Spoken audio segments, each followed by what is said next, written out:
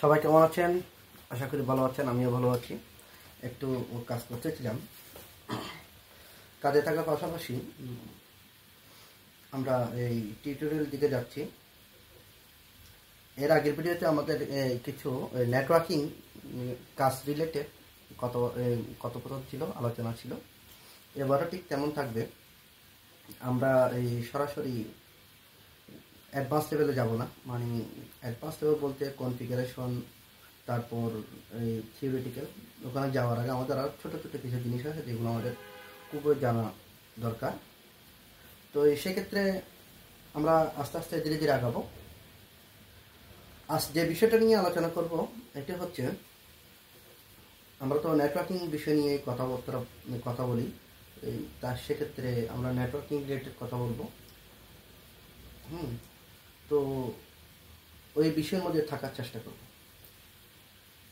তো নেটওয়ার্কিং সেক্টরে এই নেটওয়ার্ক মানে ইন্টারনেট এই আমাদের কাছে কমন জিনিস। এখন বর্তমান সময়ে ইন্টারনেট ছাড়া কিন্তু আমরা চলতে পারি না। এখন আমরা যদি সচরাচর মানুষকে জিজ্ঞাসা করি, যারা ইউজেবল মানে সবসময় নেট ইউজ করতেছে, ইন্টারনেট ইউজ করতেছে, পুরো বিশ্বের মধ্যে ইন্টারনেট ছাড়া এখন চলা যাচ্ছে না। আমাদের দৈনন্দিন জীবনে এটা খুবই একটা প্রয়োজনীয় হয়ে উঠছে। তো সেক্ষেত্রে যদি জিজ্ঞেস করা হয় যে ইন্টারনেট কত সালে আবিষ্কার হয়েছে বা কারা আবিষ্কার করছে, এটা কমন জিনিস যেটা আমরা মানে মনে রাখি না বা এটা আমরা জানতে চেষ্টা করি না। তো আমরা যারা নেটওয়ার্ক ফিল্ডে কাজ করব তারা আমরা এই মানে ছোট জিনিসগুলো মানে মনে রাখার চেষ্টা করব। এই ইন্টারনেট আমাদের বাংলাদেশে কখন আসছে বা ইন্টারনেট কারা আবিষ্কার করছিল, হ্যাঁ, ওইটুকু আমাদেরকে এই জানা থাকাটা আমি জরুরি মনে করি। এবার আসি, মূল কথাতে আসি। ইন্টারনেট মূলত এই আবিষ্কার করে একজন আমেরিকান বিজ্ঞানী, তিনি ইন্টারনেটটা আবিষ্কার করে। তো আবিষ্কার করার পর উনি এটাকে যুক্তরাষ্ট্রের প্রতিরক্ষা বাহিনীর কাছে 1960 দশকে ওনাদেরকে ডেভেলপ করার জন্য দিয়ে দেওয়া হয় এবং ওনারা অর্থাৎ আমেরিকার এই প্রতিরক্ষা বাহিনী 1969 সালে তারা সফল হয়। মানে দুটা কম্পিউটারের মধ্যে, একাধিক কম্পিউটারের মধ্যে তারা ডাটা কমিউনিকেশন এবং প্যাকেট আদান প্রদান করতে সক্ষম হয় এবং আদান প্রদানের ক্ষেত্রে তারা যখন সক্ষম হয় তখন এটা উন্মুক্ত করে দেওয়া হয়। তো 1969 সালেই এটা মূলত প্রকাশ ঘটে। এরপর বাংলাদেশে 1993-তে আনুষ্ঠানিকভাবে আনা হলেও আমরা এই সাধারণ পাবলিক বা ব্যবহার ইউজেবল হওয়ার জন্য 1996-তে এটা উন্মুক্ত করা হয়। 1996-তে বাংলাদেশে উন্মুক্ত করা হয়।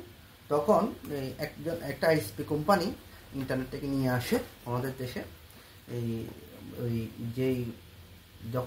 তখন স্বাধীনতার পরে যেই আমাদের নেটওয়ার্ক রিলেটেড যেই টেলিকমিউনিকেশন প্রতিষ্ঠানটা আমাদেরকে দেখত, Bangladesh Telegraph and telephone board কর্তৃপক্ষ এগুলো দেখাশোনা করত। তখন বিটিটিবি ছিল, যেটা এখন বাংলাদেশ টেলিকমিউনিকেশন বাংলাদেশ মানে বিটিসিএল নামে পরিচিত। এটা এখন বর্তমান বিটিসিএল, হ্যাঁ, বাংলাদেশ টেলিকমিউনিকেশন কোম্পানি লিমিটেড নামে পরিচিত। এটি 1971 পরে এই বিটিটিবি একটা আইএসপি কোম্পানি মালিকানাধীন, এটা আইএসপি কোম্পানি ছিল। ওটার নাম ছিল আইএসএন।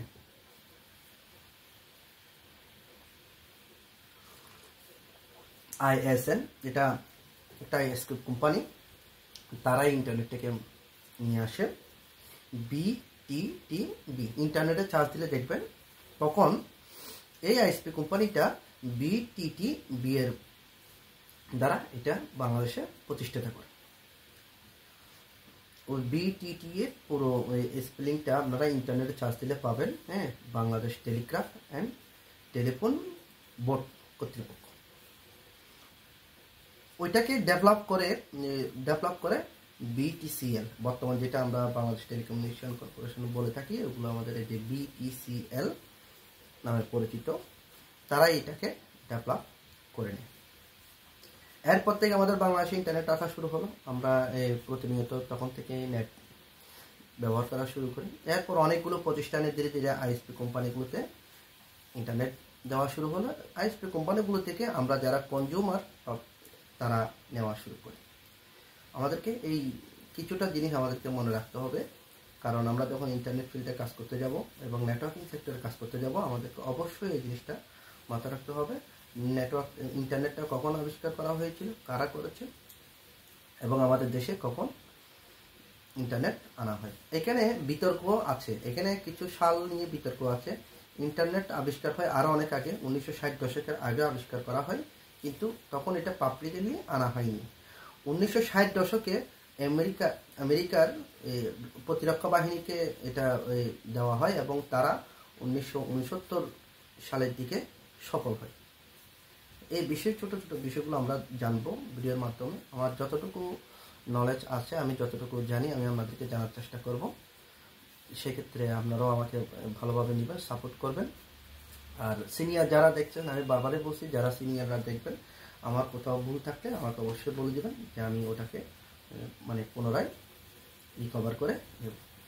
আজকের ভিডিওতে এই পর্যন্ত থাকবে, পরের ভিডিওতে আবার দেখা হবে।